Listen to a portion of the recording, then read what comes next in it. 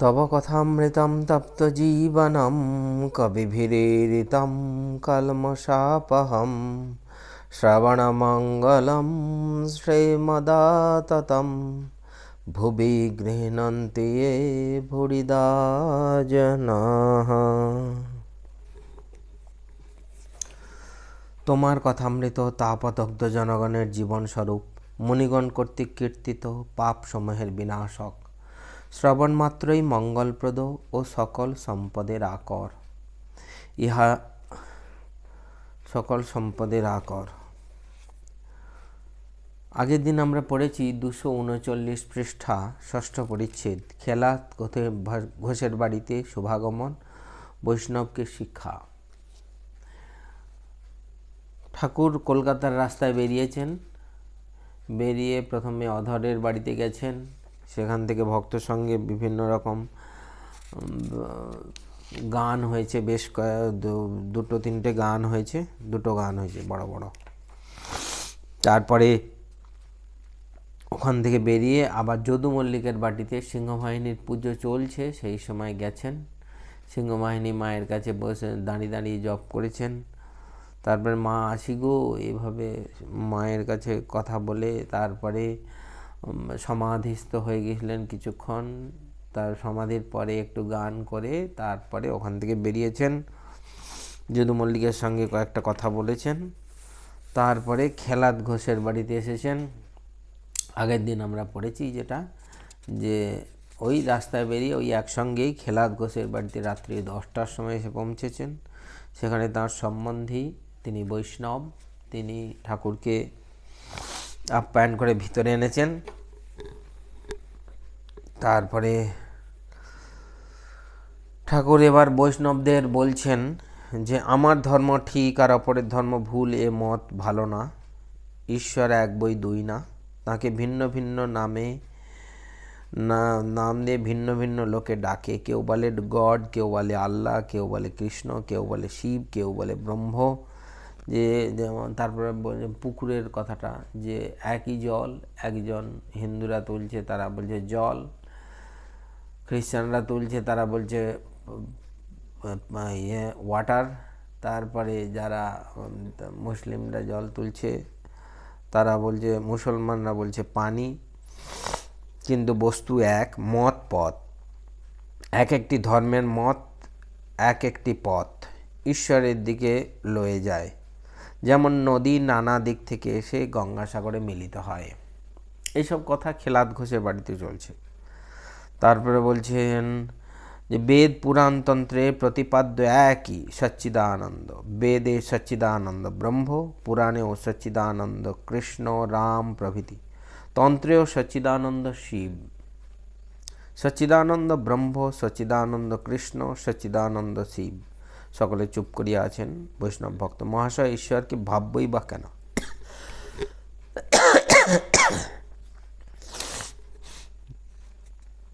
ঠাকুর বলছেন ওসব অনেক উঁচু কথা, জীবন মুক্ত। বলছেন সকলের এটি বিশ্বাস নাই, কেবল মুখে বলে ঈশ্বর আছেন, তাঁর ইচ্ছা সমস্ত হচ্ছে।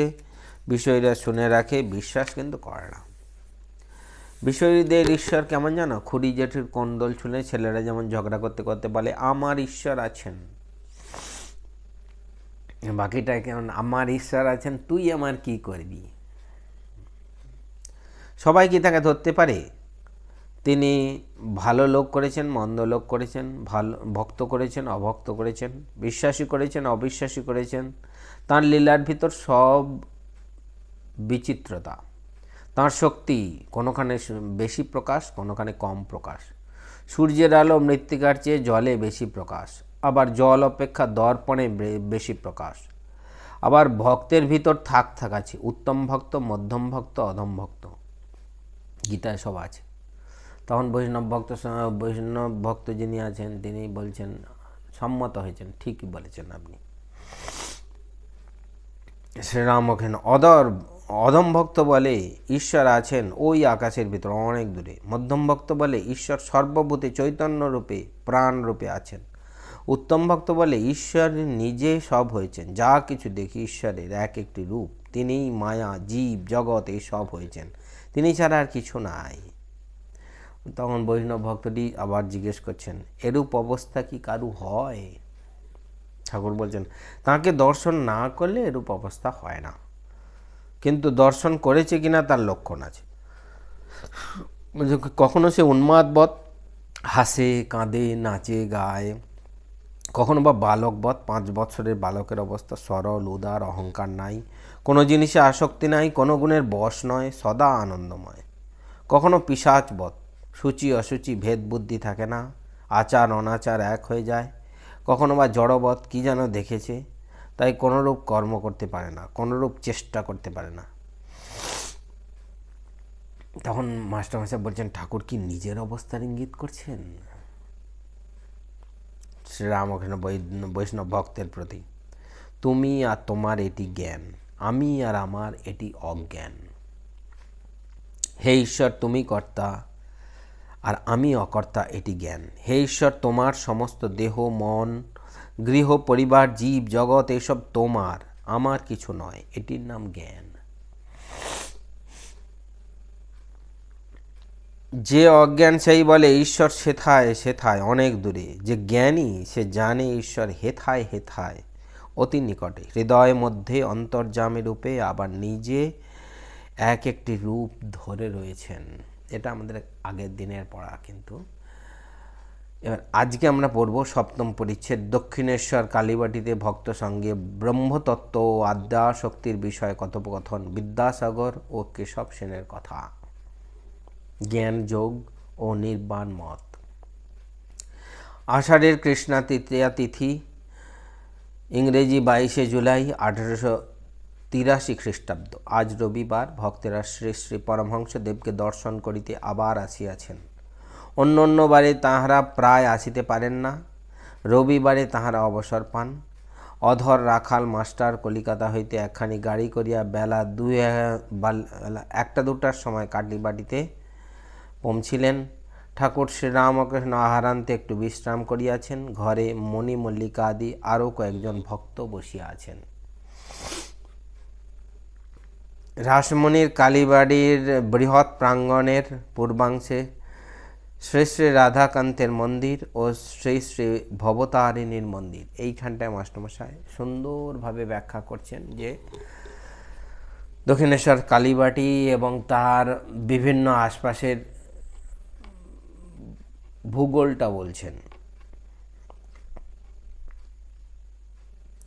বলছে, রাসমণির কালীবাড়ির বৃহৎ প্রাঙ্গণের পূর্বাংশে শ্রী শ্রী রাধাকান্তের মন্দির ও শ্রী শ্রী ভবতারিণীর মন্দির, পশ্চিমাংশে দ্বাদশ শিব মন্দির। দুদিকে ভাগ করলে এদিকে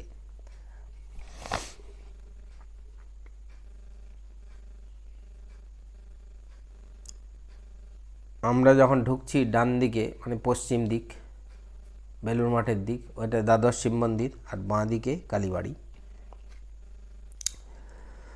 বলছে সারি সারি শিব মন্দির ঠিক উত্তরে, সারি সারি শিব মন্দিরের ঠিক উত্তরে শ্রী শ্রী পরমহংসদেবের ঘর, মানে শিব মন্দিরের সামনে দাঁড়ালে তার ডান দিকে। ঘরের পশ্চিমে অর্ধমণ্ডলাকার বারান্দা, ঠাকুরের ঠিক গঙ্গার দিকের বারান্দা। সেখানে তিনি দাঁড়াইয়া পশ্চিমাশ্য হইয়া গঙ্গা দর্শন করতেন। গঙ্গার পোস্তা ও বারান্দার মধ্যবর্তী ভূমিখণ্ডে ঠাকুরবাড়ির পুষ্পোদ্যান। ঠাকুরের বারান্দা থেকে গঙ্গার ওই মাঝখানের যেটুকু জায়গা, ওই মাঝখান দিয়ে রাস্তা আছে, আর বাগান ছিল তখন খুব। ওই পুষ্পোদ্যান বহুদূর ব্যাপী, দক্ষিণে বাগানের সীমা পর্যন্ত, উত্তরে পঞ্চবটী পর্যন্ত, যেখানে ঠাকুর শ্রীরামকৃষ্ণ তপস্যা করিয়াছিলেন, ও পূর্বে উদ্যানের 2 প্রবেশদ্বার পর্যন্ত। পরমহংসদেবের ঘরের কোলে 2-1টি কৃষ্ণচূড়া গাছ, নিকটেই গন্ধরাজ, কোকিলাক্ষ, শ্বেত ও রক্তকরবী। ঘরের দেওয়ালে ঠাকুরের ছবি, তন্মধ্যে পিটার জলমধ্যে ডুবিতেছেন ও যিশু তাঁর হাত ধরে তুলিতেছেন, সে ছবিখানিও আছে। আরেকটি বুদ্ধদেবের প্রস্তর মূর্তিও আছে। তক্তপোষের উপর তিনি উত্তরাশ্ব হইয়া বসিয়া আছেন। ভক্তেরা মেঝের উপর, কেহ মাদুরে, কেহ আসনে উপবিষ্ট। সকলেই মহাপুরুষের আনন্দ মূর্তি এক দৃষ্টে দেখিতেছেন। ঘরের অনতি দূরে পোস্তার পশ্চিম গা দিয়া পূত সলীলা গঙ্গা দক্ষিণ বাহিনী হইয়া প্রবাহিত হইতেছিলেন। বর্ষাকালে খরস্রোতা যেন সাগর সঙ্গমে পৌঁছিবার জন্য কত ব্যস্ত। পথে কেবল একবার মহাপুরুষের ধ্যান মন্দির দর্শন স্পর্শন করিয়া চলিয়া যাইতেছেন। শ্রীযুক্ত মণি মল্লিক পুরাতন ব্রাহ্মভক্ত, বয়স ৬০-৬৫। তিনি কিছুদিন পূর্বে কাশীধাম দর্শন করিতে গিয়াছিলেন। আজ ঠাকুরকে দর্শন করিতে আসিয়াছেন ও তাহাকে কাশী পর্যটন বৃত্তান্ত বলিতেছেন। মণি মল্লিক কাশী পর্যটন বৃত্তান্ত বলছেন ঠাকুরকে। মণি মল্লিক আরেকটি সাধুকে দেখলাম, তিনি বলেন ইন্দ্রিয় সংযম না হলে কিছু হবে না, শুধু ঈশ্বর ঈশ্বর করলে কি হবে। শ্রী রামকৃষ্ণ এদের মত কি জানো? আগে সাধন চাই, সম দম তিতিক্ষা চাই। এরা নির্বাণের চেষ্টা করে, এরা বেদান্তবাদী, কেবল বিচার করে ব্রহ্মসত্য জগৎ মিথ্যা। বড় কঠিন পথ। জগৎ মিথ্যা হলে তুমিও মিথ্যা, যিনি বলছেন তিনিও মিথ্যা, তাঁর কথাও স্বপ্নবৎ, বড় দূরের কথা। এই ঠাকুর জ্ঞান পথকে অনেক কঠিন পথ হিসেবে বলছেন, কিন্তু ভক্তি পথকে অনেক সোজা বলছেন।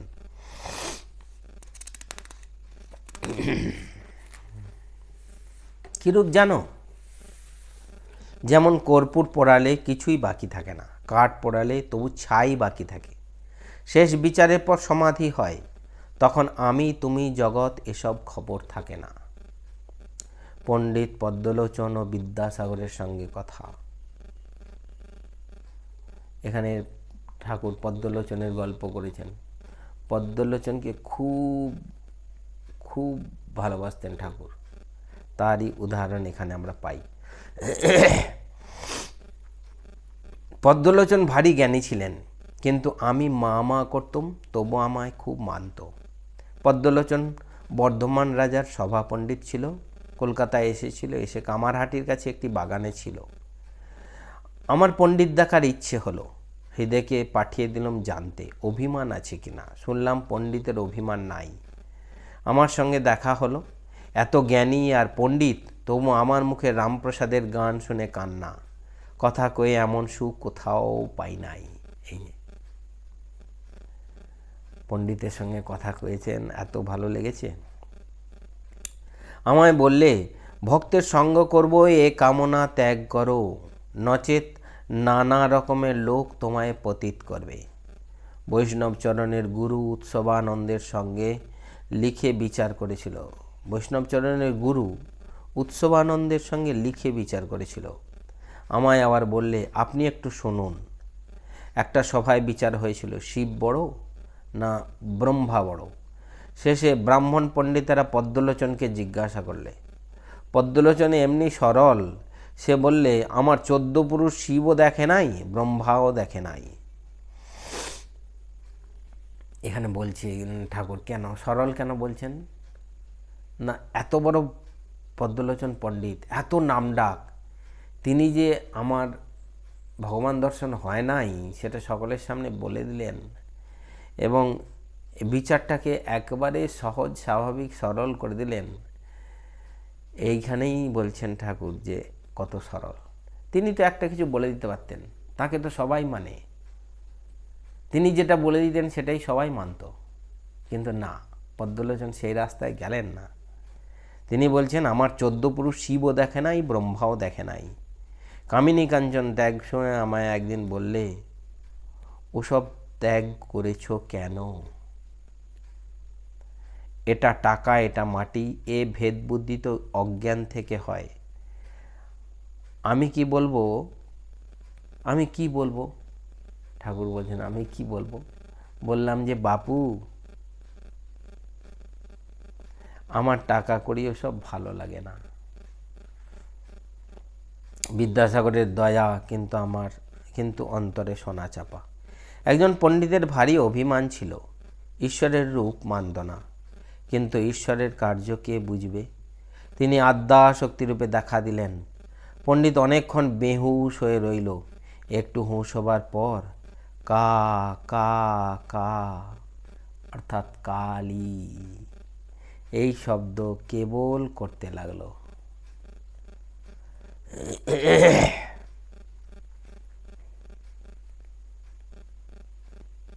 ভক্ত: মহাশয়, বিদ্যাসাগরকে দেখেছেন, কিরকম বোধ হলো? শ্রীরামকৃষ্ণ: বিদ্যাসাগরের পাণ্ডিত্য আছে, দয়া আছে, কিন্তু অন্তর্দৃষ্টি নাই।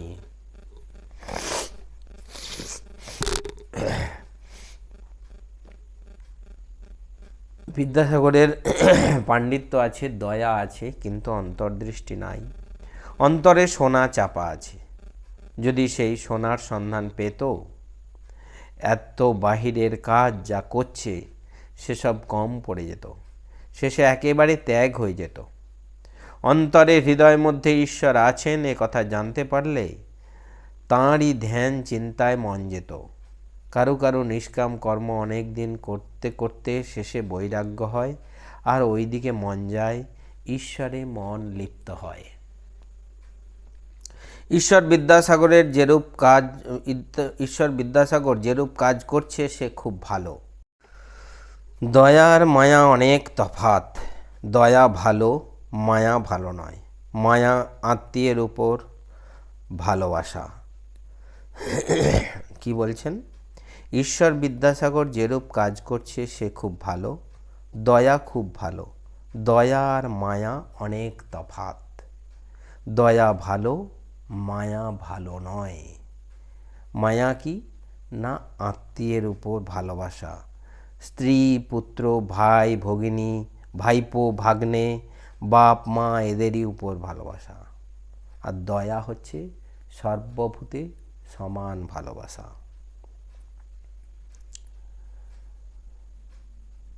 ঈশ্বর বিদ্যাসাগর দয়ার সাগর ছিলেন, কিন্তু ঠাকুর সেই জন্যই বলছেন ঈশ্বর বিদ্যাসাগর যেরূপ কাজ করছে সে খুব ভালো।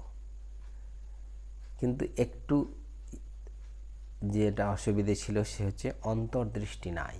কারণ তিনি যে পর্যায়ের মানুষ ছিলেন, সেই অন্তর্দৃষ্টি থাকলে অনেক উন্নতি হয়ে যেত। অনেক উন্নতি মানে আধ্যাত্মিক উন্নতি হতো।